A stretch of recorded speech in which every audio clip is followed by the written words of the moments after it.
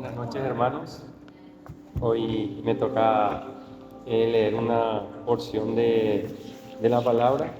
Seguramente muchos han escuchado, muchas prédicas ya habrán escuchado eh, de esta parte que se llama Jesús y la mujer samaritana.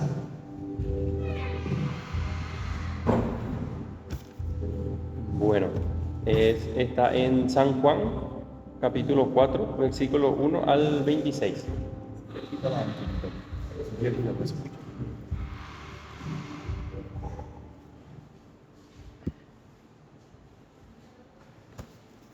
Bueno, cuando pues el Señor entendió que los fariseos habían oído decir, Jesús hace y bautiza más discípulos que Juan, aunque Jesús no bautizaba, sino que sus discípulos, salió de Judea y se fue otra vez a Galilea, y le era necesario pasar por Samaria. Vino pues a una ciudad de Samaria llamada Sicar, junto a la heredad que Jacob dio a su hijo José, y estaba allí el pozo de Jacob. Entonces Jesús, cansado del camino, se sentó así junto al pozo. Era como la hora sexta. Vino una mujer de Samaria a sacar agua, y Jesús le dijo, dame de beber, pues sus discípulos habían ido a la ciudad a comprar de comer. La mujer samaritana le dijo, ¿cómo tú, siendo judío, me pides a mí de beber, que soy mujer samaritana? Porque judíos y samaritanos no se tratan entre sí. Respondió Jesús y le dijo, si conocieres el don de Dios, ¿y quién es el que te dice, dame de beber? Tú le pedirías y él te daría agua viva. La mujer le dijo, Señor, no tienes con qué sacarla y el pozo es hondo. ¿De dónde, pues, tienes el agua viva? ¿Acaso eres tú mayor que nuestro padre Jacob, que nos dio este pozo, del cual bebieron él, sus hijos y sus ganados? Respondió Jesús y le dijo, cualquiera que bebiere de esta agua volverá a tener sed, mas el que bebiere del agua que yo le daré, no tendrá sed jamás, sino que el agua que yo le daré será en él una fuente de agua que salte para vida eterna. La mujer le dijo, Señor, dame esa agua para que no tenga yo sed, ni venga aquí a sacarla. Jesús le dijo, ve, llama a tu marido y ven acá. Respondió la mujer y dijo, no tengo marido. Jesús le dijo, bien has dicho, no tengo marido, porque 5 maridos has tenido y el que ahora tienes no es tu marido. Esto has dicho con verdad. Le dijo la mujer, Señor, me parece que tú eres profeta. Nuestros padres adoraron en este monte y vosotros decís que en Jerusalén es el lugar donde se debe adorar. Jesús le dijo, mujer, créeme que la hora viene, no, que la hora viene cuando no sabéis. Nosotros adoramos lo que sabemos, porque la salvación viene de los judíos.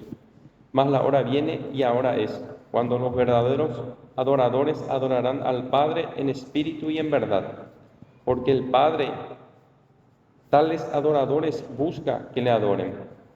Dios es espíritu y los que le adoran en espíritu y en verdad es necesario que adoren. Le dijo la mujer, sé que ha de venir el Mesías, llamado el Cristo. Cuando Él venga, nos declarará todas las cosas. Jesús le dijo, yo soy el que habla contigo. Bueno, de este estuve leyendo realmente, intenté hacer muchos estudios, vi muchas prédicas y esta me pareció una de las prédicas más completas que tenemos, ya que Jesús es nuestro maestro mismo, es el que se fue a predicar, a dar la palabra a la mujer samaritana. Después la misma mujer, ya en los capítulos posteriores, se va a Samaria y le dice a los samaritanos, hay alguien que me dijo todo, mi pasado era todo lo que yo estoy haciendo, será ese el Cristo. Y mucha gente después ya creyó por la palabra de la mujer y también se fueron junto a Jesús, hablaron con él y le pidieron que se quedara en Samaria y se quedó 2 días Jesús y predicó y mucha gente creyó otra vez en él. Bueno, acá habla del capítulo 3 en una parte dice, salió de Judea y se fue otra vez a Galilea. Para que seguro muchos ya saben, ¿verdad? Pero para los que saben es, Judea está en un lugar y Galilea está en otro lugar, pero para ir a Galilea sí o sí tenía que pasar por la ciudad de Samaria. Pero lo que muchos hacían era desviar, pasar por un río para ir a Galilea, para evitar, porque había muchos problemas los judíos con los samaritanos, ya que los judíos se consideraban puros y a los samaritanos se consideraban impuros porque ellos eran judíos que se habían casado o, una forma de decir, mezclado con babilónicos, sino de otras tierras también, con paganos. Por eso no se consideraban, y algunos otros problemas también que ellos tuvieron. Bueno, de cómo aplicar a nuestras vidas, ¿verdad?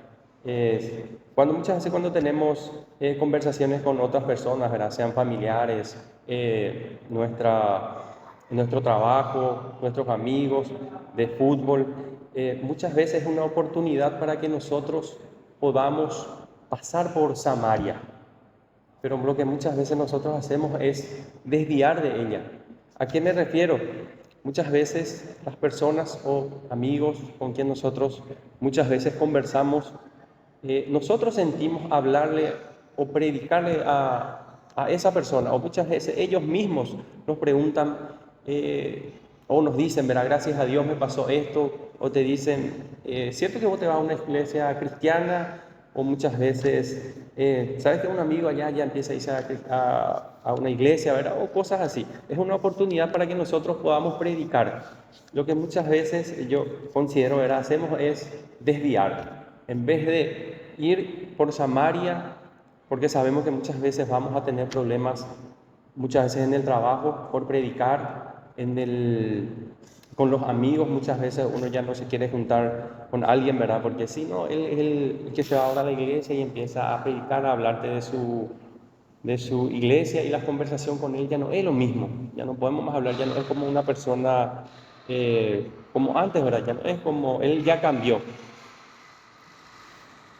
Es para no desviarnos de eso, ¿verdad?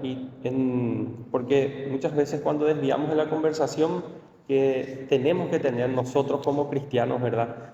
Porque cuando nos juntamos con gente que no es, siempre es, ya sabemos qué tipo de conversaciones vamos a tener con personas que no son cristianas. Eso es lo que Pablo le dijo en 2 de Timoteo 2:16. Pablo le dijo a Timoteo, ¿verdad? De qué cosas tiene que él que evitar. Me gustó mucho esta nueva traducción viviente. Les voy a leer lo que le dijo Pablo a Timoteo. Evita las conversaciones inútiles y necias que solo llevan a una conducta cada vez más mundana.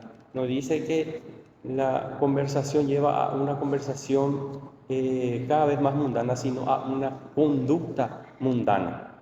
Si nosotros, por ejemplo, nos juntamos con gente, personas de la iglesia, tenemos conversaciones, vamos a ser edificados.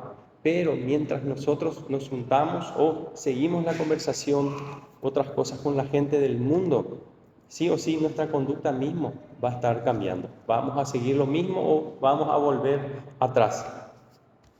Bueno, y el Señor, nuestro Maestro, Jesús nos enseña a cómo predicar. Nosotros tenemos que predicar y Él nos enseña cómo predicar. Vamos a irnos al capítulo 9, dice. En el versículo 9 dice, la mujer samaritana le dijo, ¿cómo tú siendo judío me pides a mí de beber que soy mujer samaritana? Porque judíos y samaritanos no se tratan entre sí. A pesar muchas veces de que tengamos, por ejemplo, prejuicios o problemas de cómo tomará, por ejemplo, las personas a quien nosotros le predicamos, a quien nosotros le vamos a hablar, tenemos que muchas veces derrumbar esas barreras mentales que tenemos nosotros de predicar o de tener miedo o del que dirán. O no me escucha luego, o muchas veces nos pasa, ¿verdad? Porque a mí me pasa, no soy digno de predicarle, por ejemplo, a esta persona o de darle un testimonio, de decir, de predicarle de Jesús porque él sabe cómo soy, él es un amigo, o algo peor muchas veces, los familiares, porque son los que más nos conocen a nosotros, saben nuestro carácter, pero lo que tenemos nosotros, le conocemos a Jesús, sabemos de nuestros errores, de nuestros pecados, pero el Espíritu Santo nos toca nos hace entender que estamos equivocados, que estamos pecados y nos arrepentimos. Ahí nos damos cuenta de que nosotros estamos intentando hacer, pero muchas veces no podemos. Y esa es una de las cosas que más nos ataja también, es para poder predicarle a otras personas nuestro mismo testimonio. Nosotros sabemos nuestras luchas de todos los días, lo que nosotros hacemos, ¿verdad? Y eso es lo que yo siempre digo, me imagino cómo Pablo, ¿verdad? Escribió tantas cartas hablando de la libertad de Jesús, de todo lo que Jesús nos pueda dar, no estando él como rey en un palacio, sino desde la cárcel. Muchas cartas él escribió estando en la cárcel, cómo él pudo animarse a, porque su testimonio era que se iba a un lugar, le apedreaban, se iba a otro lugar, ¿cómo era? Se iba preso, nadie le aceptaba, pero él igualmente seguía predicando sobre Jesús, hablando de Jesús, y nosotros muchas veces por cualquier cosita mucho más pequeñita que eso, no nos animamos a hablar. Bueno, y nos vamos en el número 14 ahora, en el versículo 14. Mas el que bebiere del agua que yo le daré no tendrá sed jamás, sino que el agua que yo le daré será en él una fuente de agua que salte para vida eterna. Nosotros sabemos de qué tipo de sed nos está hablando, que es una sed espiritual a que el Señor se refiere cuando está hablando con la mujer samaritana. Esa sed que cuando nosotros no le conocíamos al Señor, esa sed no se saciaba con nada.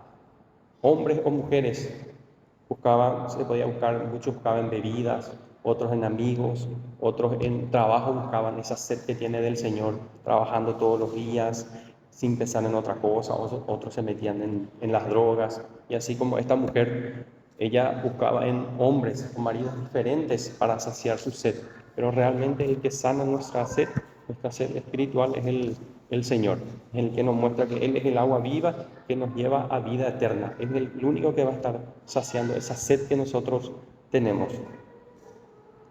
Él es el que nos da, es porque esa sed que nosotros tenemos del Señor, cuando Él nos da esa identidad cuando nosotros le recibimos, nos da seguridad, da vida eterna y le da sentido a nuestras vidas. Porque muchas veces nosotros cuando no le conocemos al Señor, pasan pensamientos por nuestra mente, ¿verdad? ¿Para qué estoy acá? ¿Qué estoy haciendo?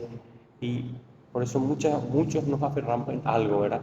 Las bebidas, el trabajo u otra cosa, ¿verdad? Pero cuando el Señor entra en nuestra vida, Él nos da una identidad y nos muestra que tenemos algún propósito o un propósito para servirle principalmente a Él, porque ese es lo principal que nosotros tenemos que hacer, es tener esa visión de servirle al Señor.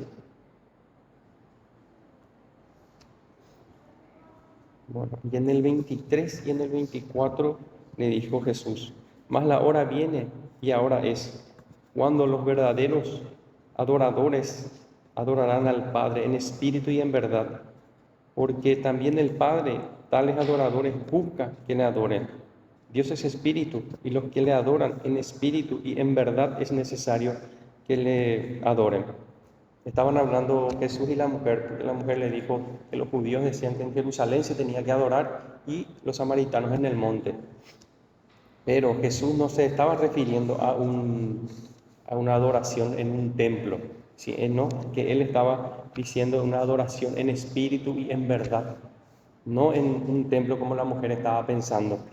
Y eso es una de las cosas principales, ¿verdad? Que a mí me llamó mucho la atención, donde dice, también el Padre, tales adoradores, busca que le adoren. Que nuestro Padre Celestial, que Dios mismo es el que busca que le adoren. Que Él está buscando que nosotros le busquemos a Él, que le adoremos a Él.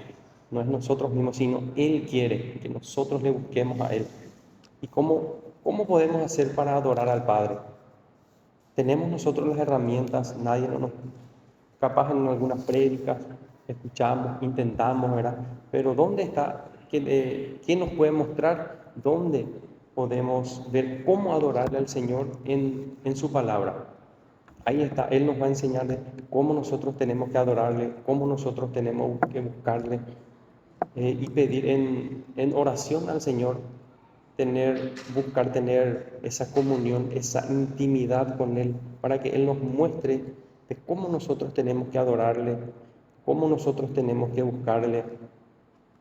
si quiere que nosotros le adoremos cantando alabanzas, sirviendo a los demás, ayudando en la iglesia, cómo Él quiere que nosotros hagamos su voluntad, leer su palabra, escudriñar, tener momentos, tiempo de calidad con Él para poder escucharle, que Él nos hable y nosotros podamos escucharle por medio de su palabra. Esa es una de las cosas principales que el Padre quiere que nosotros le adoremos a Él, para que nosotros podamos entregarnos realmente a Él y Él nos pueda utilizar, porque es imposible por nuestras fuerzas. Nosotros no podemos, solamente el Señor.